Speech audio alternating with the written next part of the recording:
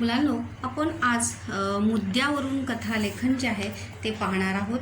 त्याआधी आपण कथेचा नमुना जो आहे तो कशा प्रकारे आपण लिहायचा असतो तो आपण पुन्हा एकदा पाहणार आहोत. आपण पाहिलेलं की गोष्टीमध्ये किती पैराग्राफ में कहानी लिखो अपन 3 परिच्छेद में जो है हम कहानी वहाँ पर लिखते हैं.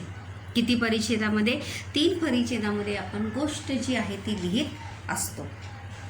तर त्याच्यामध्ये फर्स्ट पॅरेग्राफमध्ये काय लिहायचं असतं, सेकंड पॅरेग्राफमध्ये काय लिहायचं असतं आणि थर्ड पॅरेग्राफमध्ये काय लिहायचं असतं ते आपण या ठिकाणी पाहणार आहोत. थोडक्यामध्ये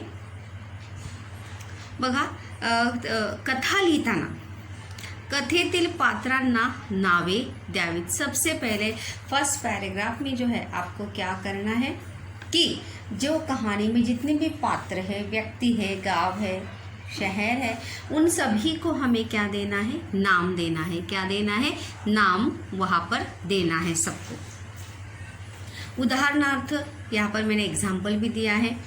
एक रामपूर नावाचे गाव होते. त्या गावात सुदाम नावाचा मुलगा राहत होता.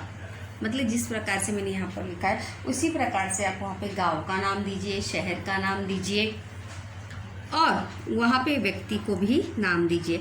अगर व्यक्ति की कहानी है तो व्यक्ति का नाम, राजा की कहानी है तो राजा का नाम, राज्य की कहानी है तो राज्य का नाम जो है वहाँ पर लिखना है. अब इस 2 लाइन से जो है हमारा फर्स्ट पैराग्राफ जो इतना बड़ा हो सकता नहीं. तो इसके लिए हमें कि वहाँ पर क्या करना है कि हमें कहानी के जो पात्र हैं उनकी कुछ विशेषताएं जो है वहाँ पर हमें लिखनी चाहिए या लिखना है. कि जैसे देखें, तसेच त्या पात्रांची वैशिष्ट्ये लिहावी. मतलब उस पात्रों की जो है विशेषता भी आपको वहाँ पर लिखनी चाहिए कि उन पात्रों की क्या विशेषताएं. देखिए मैंने यहाँ पर जैसे लिखा है हुशार, आळशी, लोभी, लोभी यानी क्या, लालची, कष्टाळू यानी क्या, मेहनती. तभी वो पैराग्राफ जो है आपका क्या होगा, थोड़ा सा बढ़ जाएगा. मतलब उस व्यक्ति के बारे में, उस शहर के बारे में, उस राज्य के बारे में, राजा के बारे में जो है आपको कुछ बातें जो है वहाँ पर ऐड करनी है. तभी हमारा फर्स्ट पैराग्राफ जो है वहाँ पर क्या होगा, कंप्लीट होगा. त्यानंतर अभी वहाँ पर जो है सेकंड पैराग्राफ में जो है आपको क्या करना है कि कथेचा जो विषय असेल त्याचे स्पष्टीकरण करावे. अभी कथेचा विषय यानी क्या, आपकी कहानी, आपको जो कहानी दी गई है, कोई भी कहानी हो, देखिए चाहे वो मुद्दों के आधार पर हो, शीर्षक के आधार पे हो, किसी भी प्रकार की कहानी हो, लेकिन हर कहानी का क्या होता है, एक विषय होता है. प्रत्येक गोष्टीला या हर कहानी को क्या रहता है, सब्जेक्ट या टॉपिक रहता है. तो वो विषय को जो है हमें क्या करना है, वहाँ पर स्पष्टीकरण करना है. मतलब कहानी किसके ऊपर आधारित है. उदाहरणार्थ देखो मैंने यहाँ पर दिया भी है कि गोष्ट जी आहे चोरीवर आधारित आहे का, प्रामाणिकपणावर आधारित है का, सच्चाई पर या ईमानदारी पर है क्या, झूठ पर है क्या, पराक्रम या साहस पर है क्या, आलस पर है या मित्रता पर है या लालच पर है, इत्यादि. मतलब आपकी कहानी जिसके ऊपर आधारित है उसका जो है वो स्पष्टीकरण वहाँ पर आपको करना है की गोष्ट जी आहे ती कशावर आधारित आहे. त्यानंतर सर्वात महत्त्वाचं म्हणजे तो आहे आपला तीसरा पैराग्राफ, जहाँ पर हमारी कहानी जो है क्या होती है, समाप्त होती है. Third paragraph. तीसऱ्या परिच्छेदात कथेचा शेवट करावा. तीसरे परिच्छेद में जो है कहानी जो है वहाँ पर हमें समाप्त करनी है. यात कथा संपलेली असावी, विषयाला धरून शेवट करावा. और यहाँ पर जो है कहानी जो है वो समाप्त होनी चाहिए और कहानी का अंत जो है वो टॉपिक से रिलेटेड ही होना चाहिए. मतलब ज्या विषयावर तुमची गोष्ट आधारित आहे उसी विषय पर आधारित जो है आपका कहानी का एंड भी होना चाहिए. देखिए जैसे कि मैंने यहाँ पर कुछ एग्जाम्पल वहाँ पर लिखे हैं. जैसे अगर चोरी के ऊपर है तो चोर पकड़ला चोर जो है पकडा जाना चाहिए, उसे सजा मिळणी चाहिए. त्यानंतर अगर आलस के ऊपर है तो आळसाचा परिणाम वाईट असतो याची जाणीव यानी इसका एहसास उस व्यक्ति को होना चाहिए. उसके बाद तीसरा, अगर मित्रता के ऊपर आपकी कहानी है तो मित्रता की पहचान उस व्यक्ति को होनी चाहिए कि सही में मित्रता की पहचान या सच्चा मित्र जो है वो किसे कहते हैं इत्यादि. अशा प्रकारे गोष्टीचा शेवट करावा. इत्यादि मतलब इसके ही जैसे जैसे आपके टॉपिक होंगे वैसे ही आपको क्या करने हैं, कहानी का अंत या शेवट जो आहे तो आपल्याला करायचा आहे. लक्षात ठेवा, जिस प्रकार से कहानी होती है उसी के अनुसार हमें उसका शेवट जो आहे तो करायचा असतो. सर्वात शेवटी म्हणजे तात्पर्य यानी सीख जो है, value of the for story.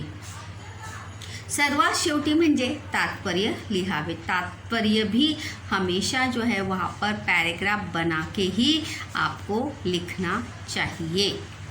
जैसे यहाँ पर मैंने लिखा है, आलस हा माणसाचा शत्रु है. अगर आपकी कहानी आलस के ऊपर है तो आप वहाँ पर लिख सकते हैं आलस हा माणसाचा काय आहे, शत्रु आहे. अतिलोभ करू नये. अगर कोई लालची व्यक्ति के ऊपर कहानी है आपकी तो वहाँ पर आप लिख सकते हैं अतिलोभ करू नये. अतिलोभाचा परिणाम वाईट असतो. त्यानंतर अगर मित्रता के ऊपर है तो खऱ्या मित्राची ओळख संकटातच होते. सच्चे मित्र की पहचान जो है वो मुसीबत के समय ही होती है. त्यानंतर प्रामाणिक पणाचे फळ नेहमी मिळते.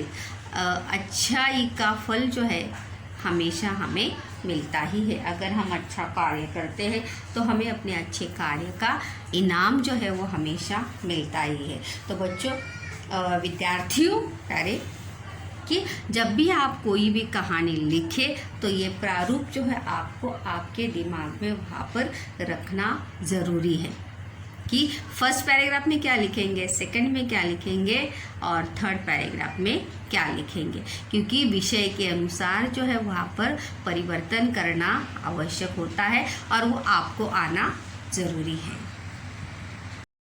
आता या ठिकाणी मी एक मुद्द्यावरून कहानीची गोष्ट जी आहे ती एक्सप्लेन करते. वहाँ पर सबसे पहले मैं यहाँ पर पॉइंट यहाँ पर जो है एक्सप्लेन यहाँ पर करूँगी. उसके बाद जो है हम कहानी कैसे लिखे हैं वो वहाँ पर देखते हैं. बघा, मुद्द्यावरून कथा लेखन. मुद्दे, एक गावकरी. गावकरी यानी का एक गाव का व्यक्ती. तीर्थयात्रेला जाने, तीर्थयात्रा के लिए जाना. स्वतः जवळचे दागिने व्यापाऱ्याजवळ ठेवणे. और खुद के पास जो जेवर थे वो किसके पास रखने के लिए देता है, उनके गांव में जो व्यापारी है जिसे लोग क्या कहते हैं, साहूकार भी कहते हैं, तो उसके पास वो अपने जेवर जो है वो रखने के लिए देता है. परत आल्यावर व्यापाऱ्याकडून नकार. आणि जेव्हा गावकरी जो आहे तीर्थयात्रा से जब लौट आता है तब साहूकार को या व्यापारी को कहता है कि माझी दागिनी मला परत दे. तब वो कहता है कि मेरे पास तो तुम्हारे जेवर है ही नहीं, माझ्याकडे तुझे दागिने नाही. दागिने यानी क्या, जेवर. देखिए वो क्या उत्तर देता है, दागिने उंदरांनी खाल्ले. उंदीर यानी क्या, चूहा. वो कहता है कि तुमने जो जेवर दिए थे वो कौन खा लिया, चूहा जो है वो खा लिया. और ये बात सुनकर जो है गावकऱ्याला खूप राग येतो. वो ऐसा व्यापारी को वो कहता भी कि ऐसे कैसे होगा, चूहा जेवर कैसे खा सकता है. लेकिन व्यापारी जो है, अभी यहाँ पर बीच में जो दिया है ये उसके दोनों में हुई बहस है, जो हमें वहाँ पर अपने मन से जब आप कहानी लिखेंगे तब वहाँ पर वो एक्सप्लेन करना आवश्यक है. क्या है, एक्सप्लेन करना आवश्यक है. ये बात याद रखिए. तब जो है बहुत मिन्नतें करने के बाद भी जब गावकरी की बात जो है व्यापारी नहीं मानता है उसके जेवर जो वहाँ पर उसे नहीं देता है, तभी गावकरी यानी वो व्यक्ती जो है तो सावकाराच्या मुलाला लपवतो। तभी वो व्यक्ति जो है साहूकार यानी व्यापारी के लड़के को जो है वो क्या करता है, छिपा लेता है। जैसे हम कहते हैं ना, उसको मानो भगा के लेके जाके कहीं पे छुपा देता है।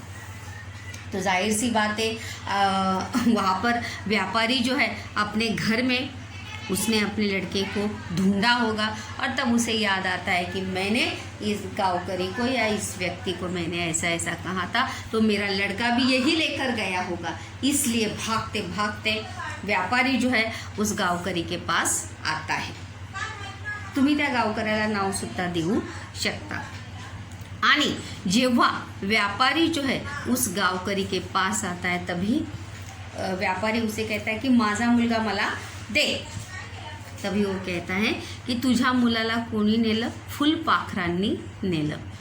फुलपाखरू यानी क्या, तितली।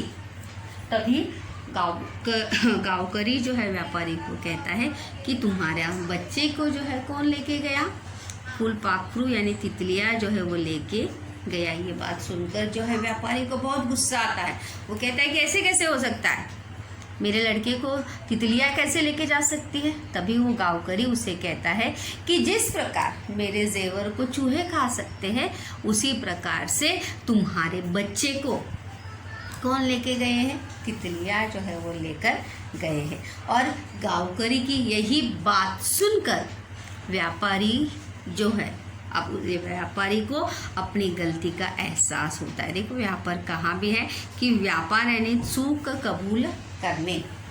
व्यापारी जो है अपनी गलती वहाँ पर मान लेता है, तो त्याची चूक जी आहे त्या ठिकाणी काय करतो, स्वीकार करतो की हो माझ्याकडून चूक झाली। और यहाँ पर वो गावकरी को जो है उसके जेवर जो है वो क्या देता है, लौटा देता है। तो ये सब पॉइंट्स यहाँ पर दिए गए हैं। यहाँ पर देखिए, अभी हम पॉइंट्स यहाँ पर डिवाइड करेंगे। क्या करेंगे, पॉइंट्स यहाँ पर जो है हम डिवाइड करेंगे। मुद्दों के आधार पर हमें कहानी लिखनी है, तो यहाँ पर हम पॉइंट्स जो है बच्चों डिवाइड करेंगे। तो यहाँ पर देखिए, एक गावकरी, यहाँ पर एक गावकरी से जो है हम क्या लिखना है, हमें एक पूरा पैराग्राफ वहाँ पर लिखना है गावकरी और व्यापारी के बीच में।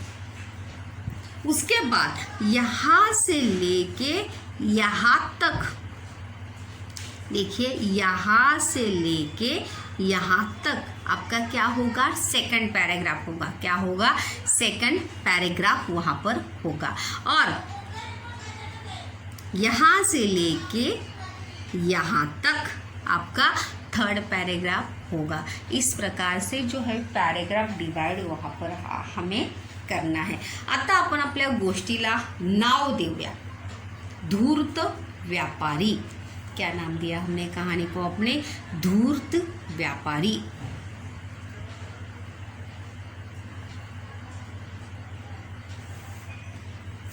या होशियार गावकरी। देखिए, अभी मैंने यहाँ पे फर्स्ट पैराग्राफ जो है कैसे किस प्रकार से एक्सप्लेन यहाँ पर किया है, आपको भी उसी प्रकार से एक्सप्लेन वहाँ पर करने को आना चाहिए। देखिए, चंदनपुर नावाचे गाव होते। देखो मैंने गाव को नाम दिया क्या नहीं, यहाँ पर दे दिया। त्याच गावात यानी उसी गाव में श्यामराव नावाचा व्यापारी राहत होता। उसी गांव में श्यामराव नाम का एक व्यापारी रहता था। तो गावातील लोकांना व्याजाने पैसे देत असे। अभी यहाँ पे अपने मन से जो है उसके बारे में हमें एक्सप्लेन करना ज़रूरी है। जैसा कैरेक्टर हो वैसा भी व्यापारी है, तो जाहिर सी बात है उन लोगों को ब्याज पर पैसे भी देता होगा। त्यामुळे गावातील लोग त्याला सावकार पण म्हणत असे। इसलिए गांव के लोग उसे क्या कहते थे, सावकार भी कहते थे। तसेच श्यामराव, अभी देखो श्यामराव के स्वभाव का मैंने यहाँ पर एक्सप्लेन किया है। तसेच श्यामराव स्वभावाने धूर्त होता। धूर्त यानी क्या, चालाक। धूर्त यानी क्या, चालाक। श्यामराव जो था स्वभाव से कैसे था, धूर्त था। तो लोकांच्या गरिबीचा व परिस्थितीचा फायदा घेत होता। वो लोगों की मजबूरी का और लोगों की गरीबी का जो है वहाँ पर क्या उठाता था, फ़ायदा उठाता था।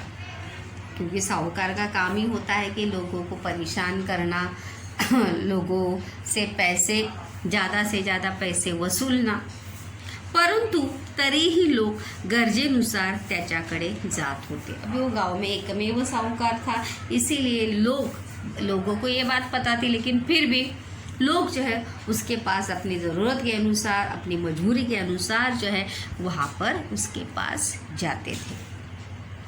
अभी ये तो हो गया फर्स्ट पैराग्राफ पूरा। अभी जो है हमें सेकंड पैराग्राफ जो है वहाँ पर एक्सप्लेन करना है, मतलब हमारी कहानी का जो विषय है वो हम यहाँ पर एक्सप्लेन सेकंड पैराग्राफ में करेंगे। चला तर पाहूया आपण सेकंड पैराग्राफ।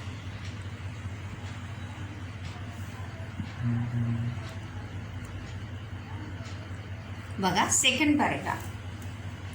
त्याच गावातील, बघा आता गावकऱ्यापासून गोष्ट जी आहे ती सुरू झालेली आहे। त्याच गावातील एका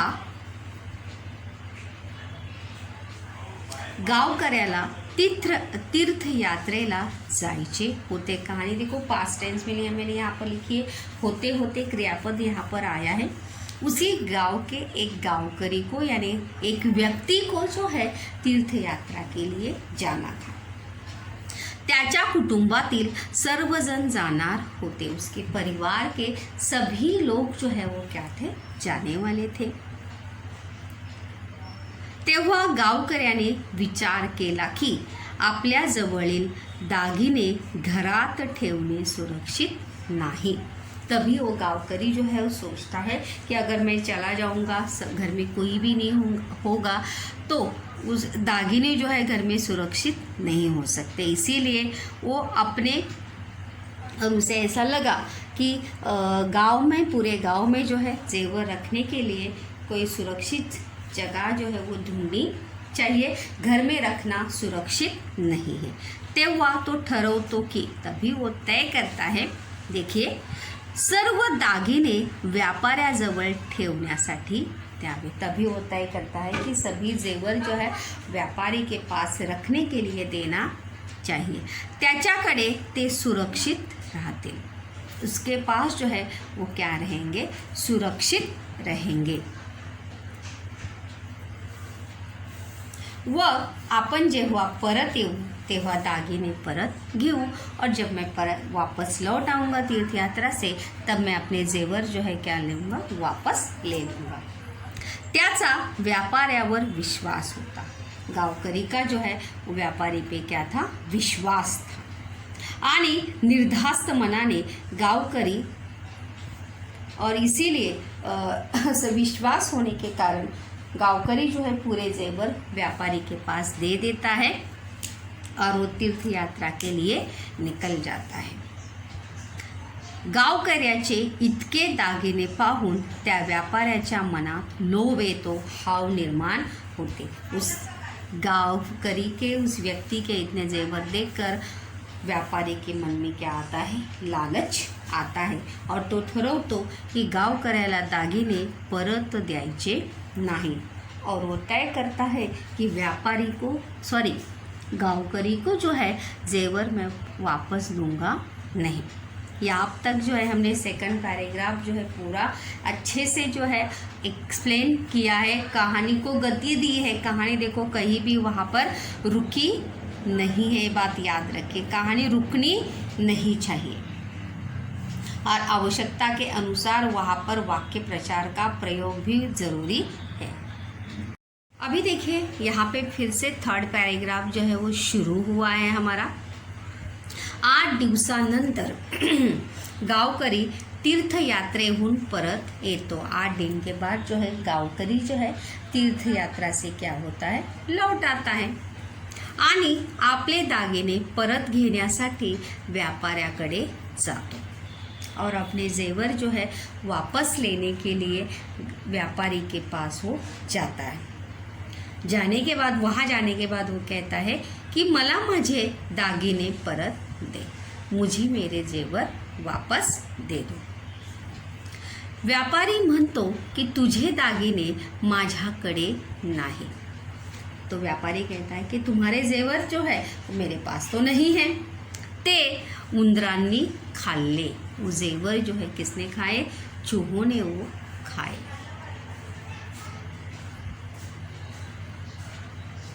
हे ऐकून गावकरी आश्चर्यचकित होतो. और ये बात सुनकर जो है गावकरी जो है एकदम चकित हो जाता है की असं कसं झालं.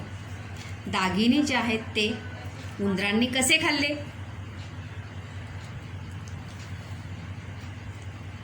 उंदरांनी खाल्ले. पण व्यापारी हे ऐकून गावकरी आश्चर्यचकित होतो. असे कसे झाले. चूहे कैसे खा सकते. उंदरांनी खाल्ले पण व्यापारी काही ऐकायला तैयार नव्हता. लेकिन व्यापारी जो है कोई भी बात सुनने के लिए तैयार नहीं था. तभी वो गावकरी के मन में एक युक्ती एक आती है, एक आइडिया वो करता है, कल्पना येते त्याच्या मनामध्ये.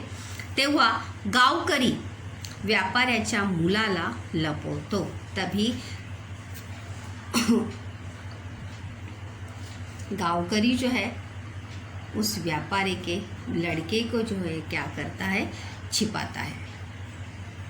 व्यापारी मुलाला खूप शोधतो पण तो सापडत नाही. और व्यापारी जो है अपने बेटे को बहुत ढूंढता है लेकिन वो उसे मिलता नहीं.